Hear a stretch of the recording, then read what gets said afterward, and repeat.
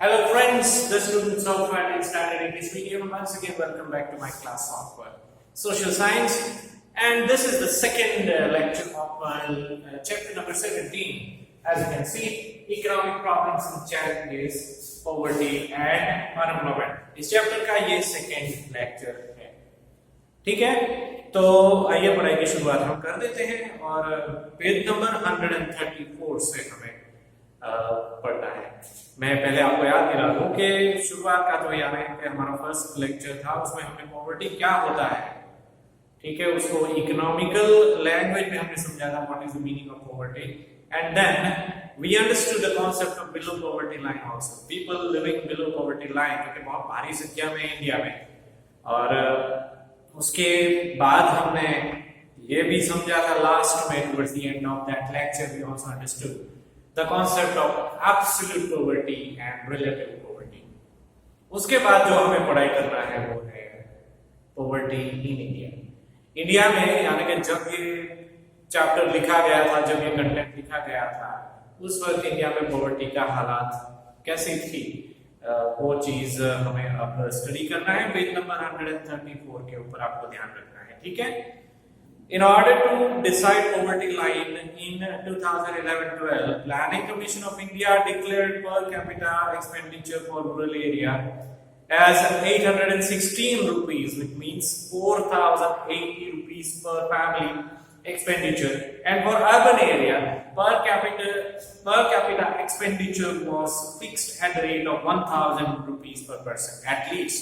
Accordingly, family expenditure was declared to be at least 5,000 rupees. अब ये लंबा चौड़ा सेंटेंस, इसको मैं आप ठीक से हिंदी में आपको समझा कि सबसे पहली बात कि ये जो क्राइटेरिया इस सेंटेंस में लिखा गया वह कब तय हुआ था, तो वो तय हुआ था 2011-12, आज से 8-9 साल पहले. उसके मुताबिक हमारा जो प्लानिंग कमीशन है, ठीक है, उन्होंने ये तय किया था, उनके मुताबिक गांव में रहने वाला, मैं आपको पहले ही बता चुका हूं कि आइडियल सिचुएशन में फैमिली मेंबर्स की संख्या 5 गिनी जाती है. तो उस हिसाब से गांव में अगर कोई फैमिली रहता है तो उनकी पर कैपिटा इनकम यानी कि पर हेड इनकम कम से कम 816 रुपए होनी चाहिए. और उस हिसाब से अगर गिनती किया जाए तो 816 multiplied by 5 is equal to 4,080 rupees होता है पर मंथ. ठीक है, पूरे फैमिली का इनकम 4,080 होना चाहिए अगर 5 मेंबर का वो फैमिली गांव में रहता है. तो अगर इतनी इनकम उनकी नहीं होती है तो उस फैमिली में उस फैमिली को बिलो पॉवर्टी लाइन में गिना जाएगा. It's very easy to understand.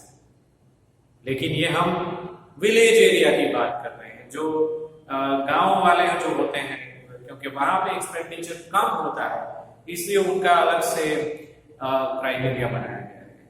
जहां तक शहरों की बात है तो वो क्राइटेरिया थोड़ा सा ज्यादा है. पर कैपिटा इनकम पर हेड यानी कि एक इंसान का पर हेड इनकम जो है 5 मेंबर वाले फैमिली में अगर वो सिटी में रहता है तो 1,000 रुपीज पर हेड होना चाहिए. उस हिसाब से पूरे फैमिली का 1,000 into 5 is equal to 5,000 rupees होना चाहिए. ठीक है, शहरों में अगर रहता है ये फैमिली तो, और 5,000 से नीचे अगर उनकी इनकम है तो उस फैमिली को बिलो पॉवर्टी लाइन में गिना जाएगा, यानी कि उनको poor family, below BPL family गिना जाएगा. एंड इन दैट केस वो, जैसे हम आगे डिस्कस कर चुके हैं इस चैप्टर में, कि उनको like they can avail the ration card, उनको राशन कार्ड मिल सकता है गवर्नमेंट की ओर से. और फेयर प्राइस शॉप्स जो होती है पब्लिक डिस्ट्रीब्यूशन सिस्टम के जरिए, पीडीएस के जरिए, जो फेयर प्राइस शॉप जो कि हजारों की संख्या में गवर्नमेंट के द्वारा एस्टैब्लिश की गई है अक्रॉस द कंट्री, वहां से उनको बहुत ही सस्ते दामों में ग्रेन्स वगैरह जो है, शुगर, सॉल्ट, कैरोसिन वगैरह वो सब मिल सकता है. ओके, तो ये क्राइटेरिया मैं उम्मीद करता हूं कि आप लोग समझ गए होंगे. This means at least this much per capita income should be there to reach out expenditure.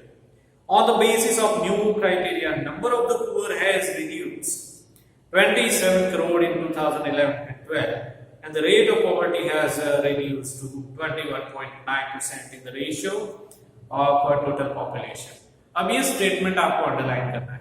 ये नए क्राइटेरिया के मुताबिक 2011-12 में ये क्राइटेरिया फिक्स हो जाने के बाद जब गिनती किया गया तो पॉवर्टी का जो रेशियो है वो पहले के मुकाबले कम मालूम पड़ा हमें। उसके मुताबिक नंबर्स यहाँ पे दिए गए हैं कि 2011-12 में, ये मैं अभी की बात नहीं कर रहा हूं, always remember this and we have to go by the text book, ठीक है। तो 2011-12 में जो गरीब लोग थे पूरे देश में वो 27 करोड़ थे। ऑब्वियसली ये संख्या भी बहुत बड़ी है, ठीक है। और जहां तक परसेंटेज का सवाल है तो 21.9%, दैट इज ऑलमोस्ट 22%। 22% पॉपुलेशन जो इंडिया की थी उस वक्त वो गरीब थी, गरीबी रेखा के नीचे दी गई थी, ठीक है। लेकिन यही क्राइटेरिया 2009-10 में अलग था, okay. In 2009 and 10, ratio of poverty in relation to population of India was 29.8%. This also you should underline, ठीक है, कि जब पहले प्लानिंग कमीशन ने ये क्राइटेरिया जब नहीं बनाया था 2011-12 में, उससे पहले गरीबों की अगर गिनती की जाए तो वो ऑलमोस्ट 30% हो रहे थे, यानी कि 29.8% हो रहे थे 2009-10 में, ठीक है। Thus, approximately 35.47 crore people were living in poverty. उस हिसाब से देखा जाए तो नंबर्स भी ज्यादा थे 2009-10 में कि 35 करोड़ से भी ज्यादा लोग, ओके, करीबन 35.5 करोड़ लोग जो थे वो गरीब थे। लेकिन फिर नया क्राइटेरिया तय किया गया, उसके मुताबिक संख्या वो जो है वो कम हो गई। अब आगे बात करते हैं। ये सारा पढ़ाई जो है वो बहुत इंटरेस्टिंग है, इसका एनालाइजेशन करना, सर्वे करना, ये बहुत ही इंटरेस्टिंग टॉपिक है। और ये क्राइटेरिया जो है, ये नंबर्स जो है, they are always kind of changing factors in case if you want to understand the concept of poverty. So approximately 35.47 crore people were living in poverty.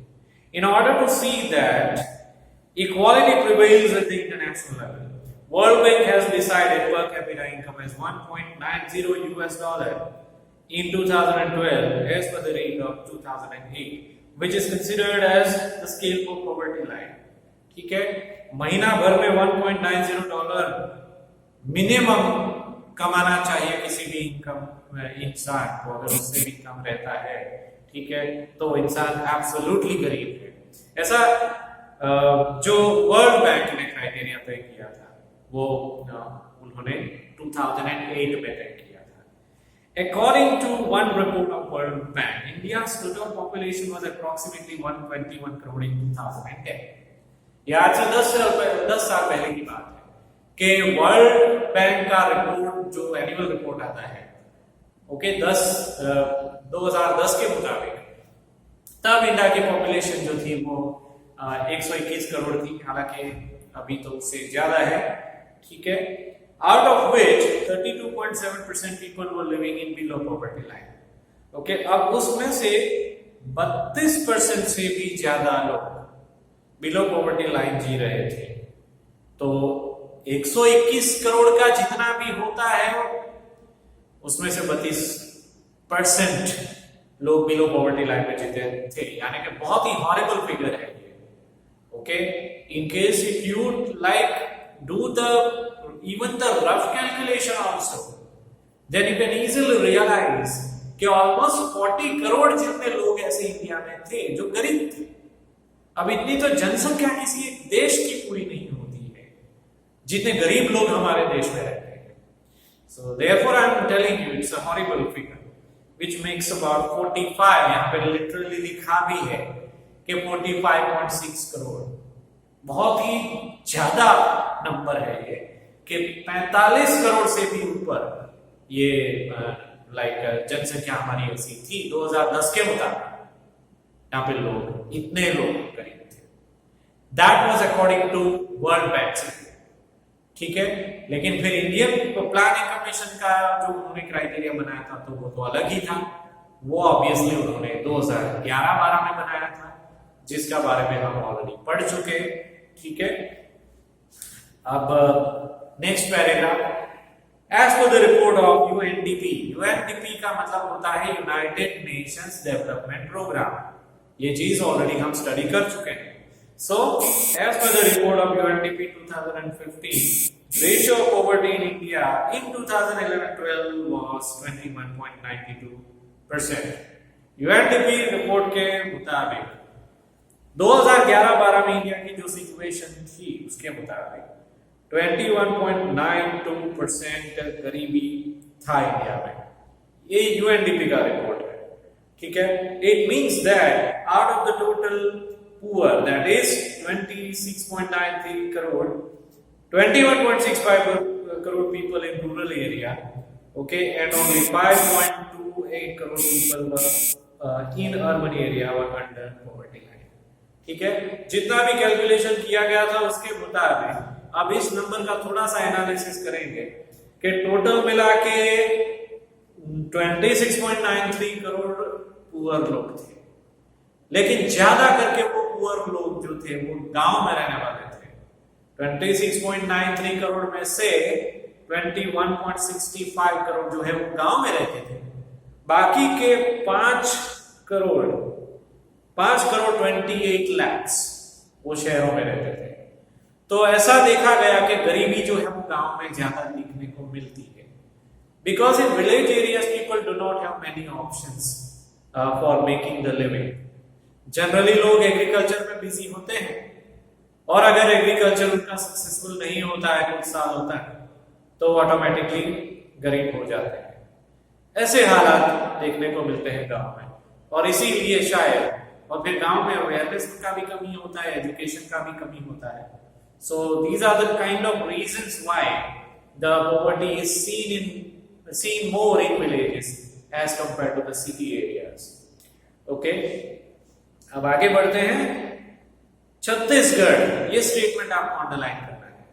Chhattisgarh 36.93 crore is the poorest state of India. बहुत बार ये board की exam में MCQ आता है कि भारत के सारे राज्यों में से कौन सा स्टेट सबसे ज्यादा गरीब है, तो आपको तुरंत आंसर आना चाहिए, उसका नाम है छत्तीसगढ़।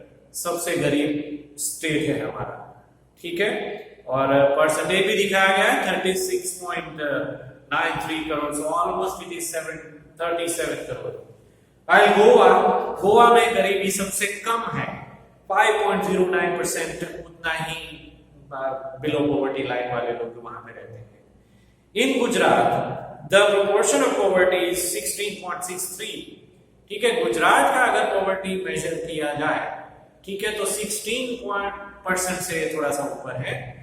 और छत्तीसगढ़, असम, उत्तर प्रदेश, मणिपुर, बिहार, अरुणाचल प्रदेश, झारखंड, उड़ीसा, ये सारे स्टेट जो है वो बहुत ही गरीब स्टेट माने जाते हैं, जहां पे गरीबी 30% से भी ज्यादा है।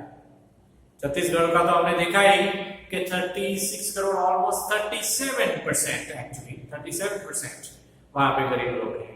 लेकिन कुछ दूसरे भी राज्य हैं जो यहाँ पे मैं वापस पढ़ रहा हूं कि उत्तर प्रदेश, मणिपुर, बिहार, छत्तीसगढ़, आसाम, अरुणाचल प्रदेश, झारखंड, उड़ीसा, जहां पे 30% से भी ज्यादा पॉवर्टी है। Okay, India is bestowed with natural resources in large quantity and is prosperous in natural raw material. वैसे देखा जाए तो इंडिया में नेचुरल रिसोर्सेज काफी मात्रा में है, लेकिन हाँ उसकी डिमांड भी बहुत होती है। ओके, तो एक नेचुरल गिफ्ट हमें जो मिला है नेचर की ओर से, वो तो ऑब्वियसली उसके ऊपर हम उसको मेंटेन करने का काम जरूर कर सकते हैं, but since it's a natural resource we cannot increase the amount of natural resources by our efforts, because we have to carry on with our demands also. But because of the lack of ability to make worthy profit from them, lack of education, training and skill, defective planning since years, these natural resources have not been utilized to their best possible extent for welfare of people. अब दूसरा बात यह भी है कि हमारी जनसंख्या बहुत है, डिमांड ज्यादा है और नेचुरल रिसोर्सेज भी हमारे पास ज्यादा है, लेकिन कुछ नेगेटिविटी है हमारे देश में कि उसका प्रॉपर यूज करने की क्षमता जो है वो जितनी होनी चाहिए वो हमारे में नहीं है। लैक ऑफ एजुकेशन यानी एजुकेशन का भी कमी है, अभी भी कमी है। ट्रेनिंग इन स्किल वो भी कम है, ठीक है। फिर प्लानिंग कई बार गलत होती है, डिफेक्टिव प्लानिंग जिसको कह सकते हैं, तो वो गलत प्लानिंग भी होता है कई बार। और सालों से इस तरह से देखा गया है कि ये सारे नेगेटिव फैक्टर्स की वजह से नेचुरल रिसोर्सेज होने के बावजूद भी सालों से वो अनयूटिलाइज कंडीशन में पड़े रहते हैं, बहुत ज्यादा उपयोग में नहीं आते हैं। सिर्फ नेचुरल रिसोर्स का होना वो काफी नहीं होता है, उसको यूज किस तरह से किया जाता है पॉपुलेशन के द्वारा, किस तरह से उसको यूटिलाइज किया जाता है, वो भी एक बहुत जरूरी फैक्टर है देश के डेवलपमेंट के लिए, ठीक है। As a result of proportion of poverty, और यही कारण क्योंकि बहुत बड़ा कारण है जिसकी वजह से पॉवर्टी बढ़ता जा रहा है। एक्सपेक्टेशन हमारी ऐसी होती है कि कम हो जाए, लेकिन कम नहीं हो रहा है, धीरे धीरे वो बढ़ रहा है, जो कि एक दुख की बात है। और इसलिए नेचुरल रिसोर्सेज हमारे देश में ज्यादा है, लेकिन फिर भी हम उसको यूटिलाइज नहीं कर पा रहे हैं। इसलिए ऐसा स्टेटमेंट एक इकोनॉमिक्स में प्रचलित है कि the poor live in wealthy India, the poor live in wealthy India, कि इंडिया वैसे देखा जाए तो समृद्ध है, लेकिन फिर भी उसमें गरीब लोग रहते हैं। बहुत दुख की बात है, ये सरकास्टिक स्टेटमेंट है, ठीक है। तो ये इस बात से प्रूव होता है कि नेचुरल रिसोर्सेज भरपूर मात्रा में होने के बावजूद भी इंडिया की प्रजा काफी सारे कारणों की वजह से उसको ठीक से यूटिलाइज नहीं कर पा रही है। तो ये भी एक इंपॉर्टेंट गिव रीजन का क्वेश्चन है, ठीक है। 2 मार्क का क्वेश्चन आ सकता है एग्जाम में, बार बार आ भी चुका है बोर्ड की एग्जाम में। तो ये पूरा का पूरा ब्रैकेट, उस पूरा का पूरा पैराग्राफ जो है उसका आंसर है। अगर ऐसा गिव रीजन में क्वेश्चन आए कि the poor live in rich India, explain और गिव रीजन, तो ये पूरा का पूरा पैराग्राफ जो 4-5 लाइन का है वो उसका आंसर है। It's a very very important give reason question for you. तो इस पूरे पैराग्राफ को आपको ब्रैकेट कर देना है, ठीक है। अब आगे बढ़ते हैं। 2 टाइप के पुअर होते हैं, रूरल पुअर, अर्बन पुअर, वो तो हमने देख लिया एरिया के हिसाब से कि गरीब इंसान कहाँ पे रहता है, किस एरिया में रहता है, उसके ऊपर से डिपेंड यानी ये आइडेंटिफाई होता है कि वो रूरल पुअर है या तो अर्बन पुअर है। Number 1 rural poor, generally landless labours. यहाँ पे ये चीज समझाया गया है कि रूरल पुअर में कौन कौन लोग आते हैं, तो लैंडलेस लेबरर्स, ठीक है। ऐसे फार्मर्स जिनके पास पहले अपनी जमीन हुआ करती थी लेकिन अभी नहीं है, लैंडलेस है, ठीक है। फार्म लेबरर्स, किसी और के फार्म में काम करने वाले जो मजदूर लोग होते हैं, लेबरर्स, वो लोग। Artisans of cottage industry, okay, cottage छोटी छोटी इंडस्ट्रीज में चलने वाले जो कलाकार कारीगर लोग होते हैं, आर्टिजन्स लोग, वो इसमें आते हैं, ठीक है। देन मार्जिनल फार्मर्स, कुछ फार्मर्स से ऐसे होते हैं जिनके पास जमीन तो होती है लेकिन बहुत कम होती है, वो एक छोटा सा टुकड़ा होता है जमीन का जिसके ऊपर वो खेती बाड़ी करता है, लेकिन बहुत मुश्किल से अपने फैमिली की रिक्वायरमेंट भी वो पूरी कर पाता है। कई बार उसको प्रॉफिट होता है लेकिन कई बार उसको लॉस भी होता है। तो वैसे फार्मर्स को जिनके पास जमीन का छोटा सा टुकड़ा और कई बार उसको प्रॉफिट होता है, कई बार लॉस होता है, उसको मार्जिनल फार्मर्स कहा जाता है, ठीक है। फिर उसके अलावा बैगर्स तो ऑब्वियसली आप लोगों ने देखे ही होंगे, वो लोग भी रूरल पुअर में माने जाते हैं। फोर्स्ड लेबरर्स यानी मजबूरी में जिनको काम करना पड़ता है। कई बार ऐसे लोगों को बिना पैसों के भी काम करना पड़ता है क्योंकि कुछ ना कुछ उन्होंने गिरवी रखा है, या तो उधार के पैसे जमींदार के पास से उन्होंने एडवांस में लेके रखे हैं। ऐसी कोई अगर बात होती है, ऐसी कोई समस्या से अगर परेशान है वो इंसान, ठीक है, तो उनको मजबूरन काम करना पड़ता है किसी के जमीन के ऊपर, ऐसे इंसानों को फोर्स लेबरर्स कहा जाता है। इनहैबिटेंट्स ऑफ फॉरेस्ट, जंगल में रहने वाले लोग होते हैं, okay, generally the people living in the backward areas, living in the jungle areas, वो लोग भी इसमें आ जाते हैं। माउंटेनियस रीजन, पहाड़ी एरिया में रहने वाले लोग वो भी इस कैटेगरी में आते हैं, रूरल पुअर वाले, ओके। फिर ट्राइबल्स, टेम्पररी क्राफ्टमैन वगैरह, वो सब रूरल पुअर में आते हैं, ओके। अर्बन पुअर में कौन आते हैं, तो उसका भी लिस्ट दिया गया है। टेम्पररी लेबरर्स, टेम्पररी लेबरर्स यानी वैसे इंसान जिनको जॉब तो मिला है लेकिन टेम्पररी लेवल पे मिला है, कुछ दिनों के लिए, जब तक किसी कंपनी या फैक्ट्री को उनका काम है तब तक वो उनसे काम करवाएगी, उसके बाद उनको फ्री कर दिया जाएगा, तो वो टेम्पररी लेबरर्स होते हैं। फिर लेबरर्स ऑन डेली वेजेस, कुछ लेबरर्स ऐसे होते हैं जिनकी मंथली फिक्स इनकम नहीं होती है, डेली उन्होंने जो काम किया उसके मुताबिक उनको उनका सैलरी का डेली बेसिस पे कैलकुलेशन होता है, तो उनको डेली वेजेस गिना जाता है। डोमेस्टिक वर्कर्स, डोमेस्टिक वर्कर्स यानी घर पे काम करने वाले, लोगों के घर में झाड़ू पोछा लगाने वाले, बर्तन मांजने वाले, रसोई करने के लिए जो लोग जाते हैं दूसरों के घरों में, ठीक है, तो वो डोमेस्टिक वर्कर्स की कैटेगरी में आते हैं। फिर रिक्शा वाला, workers in tea stall, hotels, dhaba में काम करने वाले, जो छोटा मोटा रेस्टोरेंट होता है हाईवे पर, वर्कर्स वर्किंग इन गराजेस, जो गैराज होता है वहां पे काम करने वाले, वहां पे तो इवन छोटे बच्चे भी काम करने वाले दिखाई दे पड़ते हैं। बेगर्स शहरों में भी देखने को मिलते हैं। तो these such kind of people, okay, जिनकी बेसिक नेसेसिटी भी फुलफिल नहीं हो पा रही है, they are known as urban poor, ठीक है। तो दो मेन कैटेगरी होती है, rural poor and urban poor. Now let's read about the reasons of poverty, okay. Reasons of poverty मैंने यहाँ पे टॉपिक का नाम लिखा है, हालांकि रीजंस तो बहुत सारे हैं जो हम डायरेक्टली बुक में से ही पढ़ेंगे, okay. What are the reasons for poverty in India, अगर ऐसा क्वेश्चन आए तो ये भी एक बहुत इंपॉर्टेंट क्वेश्चन है।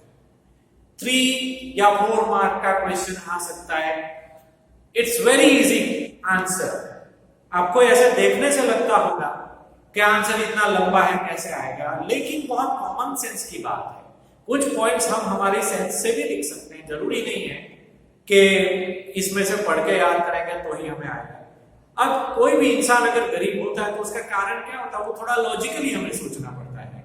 लॉजिकली भी अगर हम सोचेंगे तो हमें पता चल जाएगा कि हाँ ये कारण होता है, तो वो ऐसे करके आपको लिखना है, थोड़ा सा लॉजिकल थिंकिंग करके। Like it's a matter of understanding the question also. कई स्टूडेंट ऐसा करते हैं कि क्वेश्चन को देख के ही घबरा जाते हैं, ऐसा नहीं करने का। क्वेश्चन को पहले समझो। हो सकता है कि आपने क्वेश्चन भले प्रिपेयर नहीं किया है, लेकिन अगर आप क्वेश्चन समझोगे तो अपने लॉजिक से भी आप आंसर लिख पाओगे।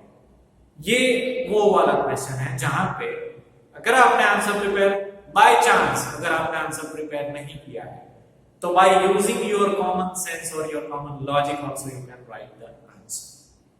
हाँ, लेकिन इसका मतलब ये नहीं कि इसको प्रिपेयर नहीं करना है, ऑब्वियसली उसको प्रिपेयर करना ही है, okay.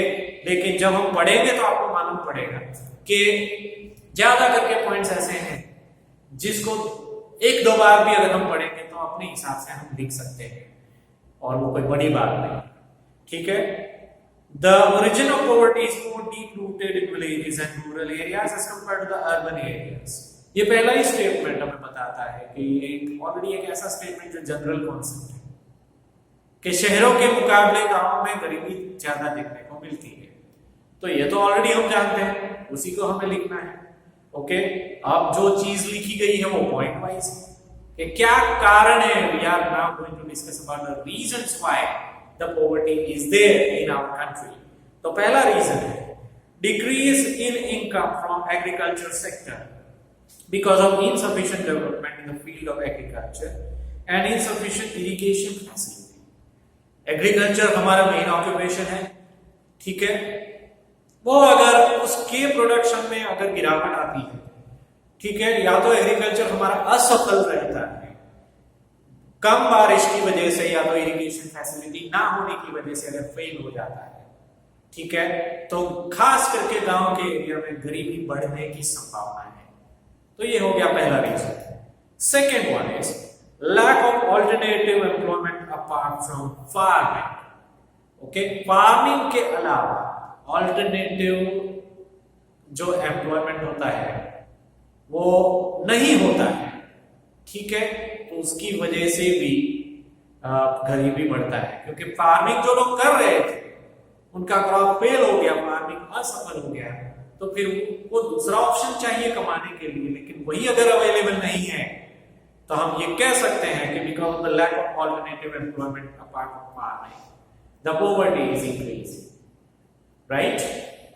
Now the third reason is lack of knowledge regarding other employment, education, skill or training in the rural area. दूसरी सारी जो फैसिलिटी होती है वो भी रूरल एरिया में नहीं होती है। खास करके नॉलेज प्राप्त करने का जो जरिया होता है, एम्प्लॉयमेंट तो कम ही होता है, लेकिन साथ में एजुकेशन, स्किल और ट्रेनिंग प्राप्त करने के जो ऑप्शंस है वो गांव में नहीं होते हैं। And that also is the reason why the poverty is increasing in the rural area. Then next one is increasing debt as a result of excessive expenditure because of caste system and orthodoxy, tradition and custom. Thus it may be said that it is due to increase in the unproductive expenditure. Okay? कई बार गांव वाले जो लोग हैं वो unproductive expenditure करते हैं, बेकार की चीजों में उनके खर्चे होते हैं, ठीक है, धार्मिक रीति रिवाज है फॉर एग्जाम्पल, या तो फिर पहले से कोई कर्जा उनके सर पे है, ठीक है, ऑर्थोडॉक्सी की वजह से, ट्रेडिशन या कस्टम्स को फॉलो करने की वजह से उनके सर के ऊपर जो आर्थिक जिम्मेदारियां होती है जो कि बेकार के खर्चे माने जाते हैं। लॉजिकली अगर सोचा जाए तो ऐसे एक्सपेंडिचर्स होने ही नहीं चाहिए, लेकिन फिर भी रिवाजों को फॉलो करने के लिए उनको वो खर्चे करने पड़ते हैं। तो eventually those people can become poor after some time. Okay, next point is, fifth reason is due to illiteracy the poor become victim of exploitation and injustice. अब जो गांव वाले खास करके इलिटरेट होते हैं, ठीक है, उनको ज्यादा जानकारी या ज्यादा नॉलेज उनको नहीं होता है, इसलिए उनका एक्सप्लॉइटेशन होता है, इनजस्टिस होता है, उनके सामने अन्याय होता है, ठीक है। Along with that, they are not able to get proper benefit of government schemes because of lack of information. इसलिए उनको गवर्नमेंट की स्कीम का फायदा भी नहीं मिलता है, क्योंकि नॉलेज होना पहले जरूरी है कि गवर्नमेंट हमारे लिए कौन कौन सी योजनाएं बनाई है, वो जानकारी उनको होना पहले जरूरी है। अगर वो जानकारी है तो ही उसका वो फायदा उठा सकते हैं, अगर वही जानकारी उनको नहीं है तो योजनाएं तो होती हैं गवर्नमेंट की, लेकिन they can not avail the benefits of those schemes of the government, ठीक है। तो ये भी एक बहुत इंपॉर्टेंट रीजन था। Sixth reason is due to ignoring necessities and economic welfare of the poorest section of the society during formation of economic policy. ये actually government की ओर से एक रीजन होता है कि गवर्नमेंट जब अपनी पॉलिसी बनाती है इकोनॉमिकल डेवलपमेंट के लिए, तो कई दफा ऐसा देखा गया है कि सबसे ज्यादा गरीब लोग जो हैं उनको ध्यान में रखते हुए कोई पॉलिसी नहीं बनाई गई, इससे भी गरीबी जो है वो बढ़ती है। जो गरीब हैं वो तो गरीब ही रहेंगे, लेकिन उसी गरीबी के चक्कर में दूसरे भी आ जाएंगे अगर उनके लिए, उनका अपलिफ्टमेंट के लिए अगर कोई प्रॉपर पॉलिसी नहीं बनाई गई है तो। Okay, next reason is production of cash crops was encouraged while production of edible crops was reduced. पिछले कुछ सालों में ऐसा देखा गया है कि कैश क्रॉप्स के प्रोडक्शन को एग्रीकल्चर में ज्यादा एनकरेजमेंट मिला है ताकि आर्थिक रूप से फार्मर्स को मुनाफा हो पाए और इवन गवर्नमेंट की इकोनॉमी में भी फायदा हो पाए, और इसी की वजह से एडिबल क्रॉप्स जो है उसकी मात्रा कम हो गई है पहले के मुकाबले। This triggered the scarcity of food grains. इससे रिजल्ट ये आया है कि फूड ग्रेन्स की कमी हो गई है।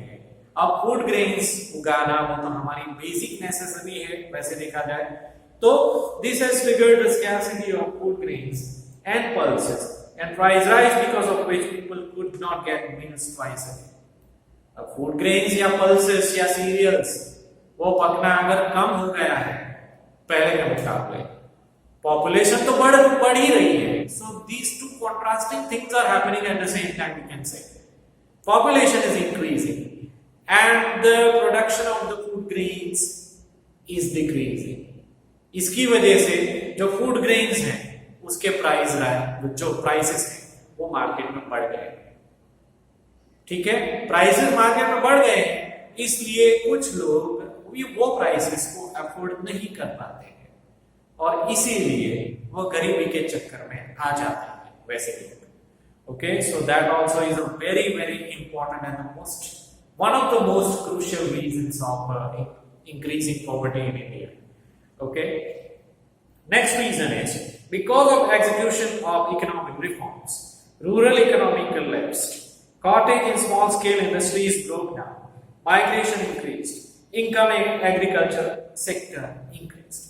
अब हमारे देश में गांवों की संख्या बहुत बड़ी है, हजारों की संख्या में गांव है, इसलिए कई दफा ऐसा भी होता है कि इकोनॉमिक रिफॉर्म्स के बारे में जो गवर्नमेंट पॉलिसी बनाती है वो सिर्फ शहरों को ध्यान में रख के बनाती है, गांव को ध्यान में रख के नहीं बनाती है. इसलिए गांव की जो सिचुएशन है वो पहले जैसी थी वैसी ही रहती है और धीरे धीरे वो सिचुएशन और ज्यादा बिगड़ जाती है.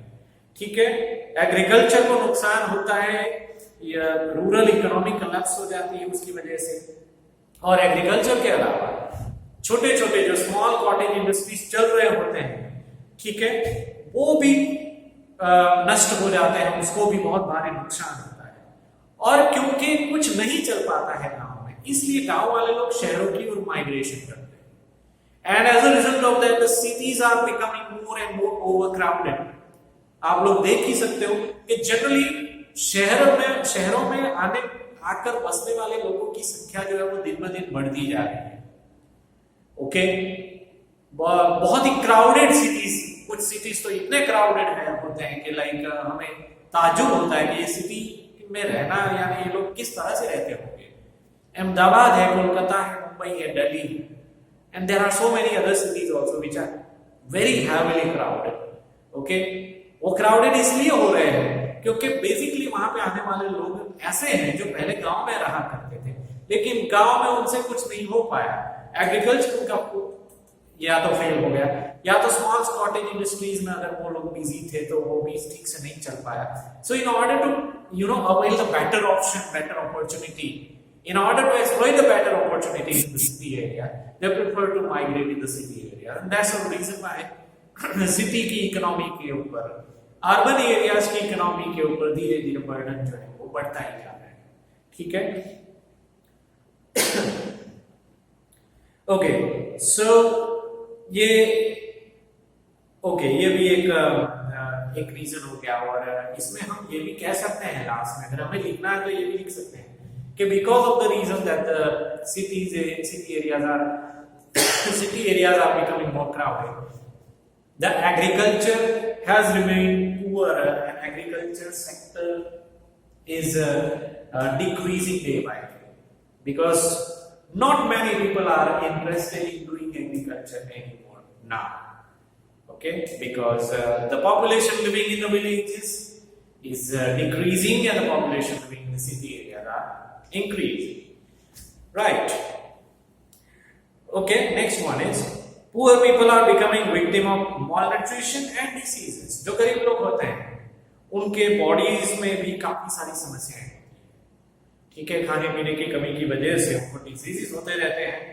एक्सपेंडिचर ऑन हेल्थ इंक्रीज, इसलिए गवर्नमेंट तो हालांकि काफी स्कीमें बनाती है उनको फ्री में हेल्थ फैसिलिटी प्रोवाइड करना, लेकिन फिर गवर्नमेंट के ऊपर भी अगर ज्यादा बीमार लोग होंगे देश में, गरीब लोग, ठीक है, तो उनकी हेल्थ एक्सपेंडिचर में भी खर्चा बढ़ेगा. Okay, although income was static but expenditure on medicines increase. Okay, कई दफा ऐसा भी होता है, कुछ फैमिलीज में ये बात पाई जाती है कि कुछ गरीब लोग ऐसे हैं जिनकी बेसिक नीड्स तो फुलफिल हो सकती है, लेकिन बेसिक नीड्स फुलफिल होने के बाद उनके पास बचता कुछ नहीं है। तो बाय चांस अगर कोई बीमारी आ गई किसी को, तो उनका जो एक्सपेंडिचर है वो दवाइयों में खर्च होने लगता है, तो ऑटोमेटिकली फिर वो आगे जाके गरीब हो जाते हैं। Okay, next one is due to change in technology traditional business cottage industries etcetera were deteriorated and unemployment had increased. Okay, यानी टेक्नोलॉजी में हर दिन बदलाव आता रहता है, हर समय एवर चेंजिंग एक कॉन्सेप्ट है टेक्नोलॉजी। तो वो बदलने की वजह से ट्रेडिशनल बिजनेस या कॉटेज इंडस्ट्री जो पहले बहुत चलते थे, वो उसका चलना बहुत मुश्किल हो गया है, क्योंकि जनरली वैसे ही बिजनेस आजकल चलते हैं जो टेक्नोलॉजी को अडॉप्ट करते हैं और आज की जरूरत के, आज के स्टैंडर्ड के अनुसार जो चलने वाले बिजनेसेस होते हैं उनका ही ग्रोथ होता है। बाकी ट्रेडिशनल बिजनेस का ग्रोथ नहीं होता है। अगर वो चल भी रहे हो थे पहले ट्रेडिशनल बिजनेसेस, वो डिटीरियोरेट हो जाते हैं, नष्ट हो जाते हैं, ठीक है, और उसकी वजह से उस बिजनेस से जुड़े हुए लोग जो है वो अनएम्प्लॉयड हो जाते हैं। ओके, और जो आखिरी रीजन है वो है there was an increase in the population growth, जो कि एक बहुत ही सबसे बड़ा रीजन मैं मेरे हिसाब से कहूंगा कि एवर इंक्रीजिंग पॉपुलेशन ग्रोथ। ये हमारे देश का, मैंने पहले लेक्चर में आपको समझाया था कि इंडिया में पॉपुलेशन का ग्रोथ पर एनम 2% के हिसाब से होता है, यानी जितनी भी जनसंख्या हमारी है, एग्जिस्टिंग जनसंख्या हमारी इस साल है, उसका 2% ग्रोथ आने वाले साल को हमें देखने को मिलेगा। So in case if the population is let's say 130 crore और 135 करोड़, तो उसका 2% जितना भी होता है, ओके, 2 करोड़ से 3 करोड़ के बीच में, ठीक है, ये नंबर आपको मिलेगा। उतना इंक्रीज इन पॉपुलेशन एक ही साल में हो जाता है। सो there was an increase in population growth, death rate increase। Technology में आगे बढ़ने की वजह से डेथ रेट कम हो गया, मरने वालों की संख्या जो है वो कम हो गई है। एवरेज लाइफ स्पैन इंक्रीज, पहले के मुकाबले एवरेज लाइफ स्पैन वो भी बढ़ा है, पहले काफी कम था, ठीक है। Supply of labour increase in comparison to demand of labour, यानी कि लेबर की जितनी डिमांड है मार्केट में उससे, उसके मुकाबले सप्लाई उसका बढ़ा है, ठीक है, यानी काफी सारे रीजन इसमें एक नहीं आ रहे हैं। So unemployment increase, on the other side the production of things of basic requirement decrease. Basic requirement की चीजें प्रोड्यूस करने का जो बिजनेसेस हैं, ठीक है, वो बिजनेसेस कम हो गए, और जो लाइक लिविंग स्टैंडर्ड को इंक्रीज करने वाली चीजें होती है, टीवी मैन्युफैक्चर करना, कार मैन्युफैक्चर करना, बाइक्स वगैरह, ऑटोमोबाइल इंडस्ट्री, इलेक्ट्रॉनिक आइटम्स, उसको मैन्युफैक्चर करने के बिजनेसेस, उसमें ही बढ़ोतरी देखने को मिल रही है आजकल, ठीक है। So that was price rise, okay, और इसलिए जो बेसिक नीड्स की जो चीजें उसका प्रोडक्शन करना कम हो गया है, इसलिए उसकी प्राइस पहले के मुकाबले बढ़ रही है धीरे धीरे।